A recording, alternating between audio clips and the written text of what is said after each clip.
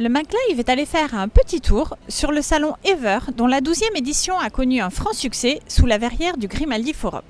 Nous nous sommes intéressés à la mobilité, douce bien entendu, à travers deux nouveautés présentées sur ce salon dédiées aux énergies renouvelables et aux véhicules électriques. Un bateau électrique tout d'abord, au design années 50, vintage à souhait et durable.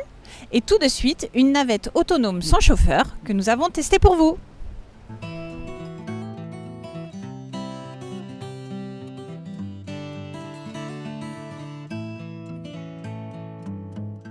Voilà, on démarre dans une navette électrique autonome de Navia. Messieurs, expliquez-nous alors le principe, on le comprend aisément. À qui sont destinés ces petits véhicules ?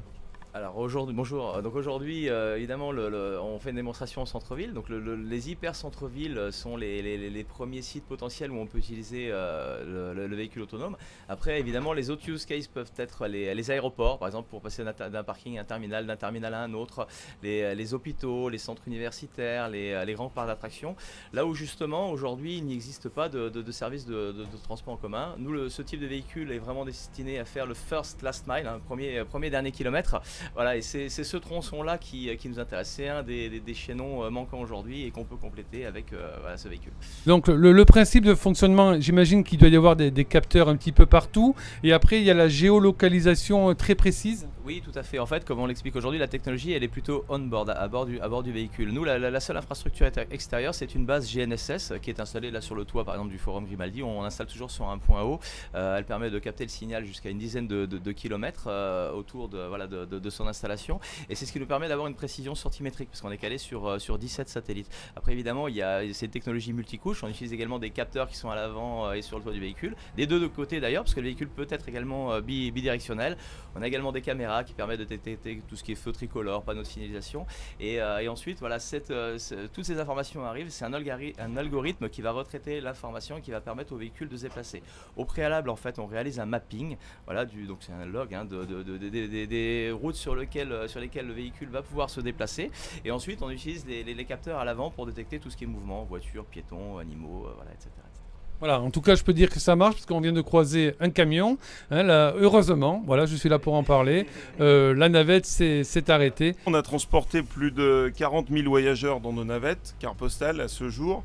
Et oui, heureusement que ça marche. On n'a pas de problème, on n'a pas de problème majeur.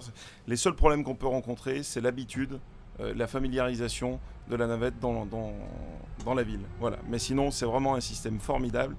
Et c'est l'avenir, ça va révolutionner le transport de voyageurs, c'est évident. Carte Postale est un des premiers utilisateurs de cette navette. Alors comment a réagi le public suisse, le public du Valais, à la mise en place de cet outil ? Et est-il rassuré du fait qu'il n'y ait pas de chauffeur ? Alors à Sion, dans le Valais, au début c'est la curiosité qui a attiré les voyageurs. Et puis maintenant, les habitudes sont prises, c'est-à-dire que les automobilistes vivent avec la navette, ont changé leur comportement, comme le disait Frédéric. Les automobilistes s'habituent en fait à une conduite courtoise et ça change aussi leur façon de conduire. C'est à Sion que la première expérimentation en route ouverte a été lancée par Carte Postale. À Sion, c'est du centre-ville et c'est surtout de la route ouverte. Et avec Navia, et le partenariat Navia-Carte Postale a donné cette expérience qui est une réussite et qui a été la première en route ouverte. La première. Et donc, en tant que modèle économique, cette fois, par exemple, à Sion, la navette, elle est gratuite. Comment ça se passe ? Il y a un abonnement ? Alors à Sion, aujourd'hui, la navette est gratuite, mais à terme, elle doit être une branche du système de transport public. Donc peut-être que ça évoluera, mais pour l'instant, l'idée est de faire un transport gratuit. La navette, en fait, est un vecteur pour dynamiser le transport public. Et aujourd'hui, ici à Ever, pour vous, c'est une formidable vitrine pour faire la démonstration de votre technologie. C'est évident, et puis surtout notamment avec notre client Carte Postale, qui a été le premier exploitant à avoir mis un service en ville. C'était au mois de juin l'année dernière sur la commune de Sion en Suisse, et depuis pratiquement un an les véhicules roulent 6 jours sur 7. Voilà, donc c'est très intéressant de pouvoir venir le démontrer ici à Monaco, de façon à un jour envisager un service dans votre principauté. Alors dernière petite question à l'utilisateur Carte Postale. On a vu donc un jeune homme qui est là un peu comme un agent de sécurité. C'est une précaution supplémentaire pour rassurer les gens, parce qu'il y a toujours quand même un petit scrupule à monter dans un véhicule sans chauffeur. On est obligé d'avoir des opérateurs. Il y a une phase de familiarisation entre les voyageurs, la navette et l'environnement, et ils sont là pour ça. Ce contrôle social, à la fois, et cet accompagnement, cette familiarisation, l'expérience voyageur en fait, c'est les grooms qui la réalisent. D'accord. Et là, je vois qu'il a une manette dans les mains, Oui. un joystick Une Xbox, voilà. Il a une manette, Ça lui permet de reprendre la main en cas de problème. Voilà. En fait, ça lui permet de reprendre la main, mais si vous voyez là, s'il la lâche, ça continue à marcher. C'est pas du tout l'idée. Mais par sécurité sur les démos, on laisse pas les véhicules tourner à vide. On les laisse pas tourner à vide. Si demain on crée un service de transport pérenne à Monaco ou ailleurs, on peut tout à fait envisager d'avoir un opérateur qui supervise plusieurs navettes, qui est à un point fixe de la ligne, et puis qui intervient uniquement en cas de besoin.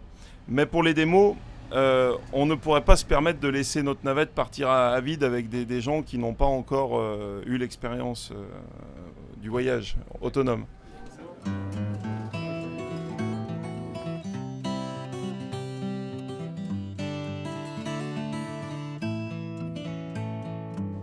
Nous sommes toujours au salon Ever avec Maxime Pachot de la société No Fuel. Alors c'est vrai que quand on parle de mobilité douce, on pense naturellement aux 2 roues, aux 4 roues, peut-être un petit peu moins aux bateaux parce que ça a peut-être des contraintes techniques. Je ne sais pas, vous allez nous dire. Qu'est-ce que vous présentez en tout cas comme solution ici sur le salon Ever?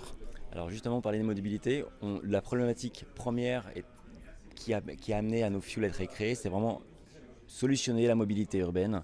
Et sur les régions côtières, quoi de mieux que la mer pour aller se déplacer d'un point A à un point B sans avoir les aléas de l'embouteillage. Donc on a commencé par des navettes et des bases nautiques de loisirs pour les villes et les particuliers qui voulaient vraiment avoir quelque chose de facile à manier, transport écologique, mais en gardant l'élégance et le style qu'on voulait vraiment amener comme quelque chose comme la patte No Fuel. On voulait vraiment ramener l'élégance des bateaux des années 50-60 avec la technologie du 21e siècle. Et pour les collectivités, ça serait plutôt peut-être pour des liaisons fluviales? Complètement, des liaisons fluviales, de l'interlac, d'une rive à l'autre d'un lac. Ici sur la côte, ça peut être intercommunal. Pour Monaco, ça peut être entre les ports de Monaco, entre Port Hercule, Port Fontvieille et Port 26000 qui est en train d'être mis en place. Une liaison à l'aéroport, pourquoi pas. On est en train d'y travailler. Alors on a dimensionné les parcs de batterie pour que les navires soient opérationnels une journée, c'est-à-dire entre 6 et 8 heures de navigation continue à vitesse de croisière pour les navettes et pour les navires de tourisme.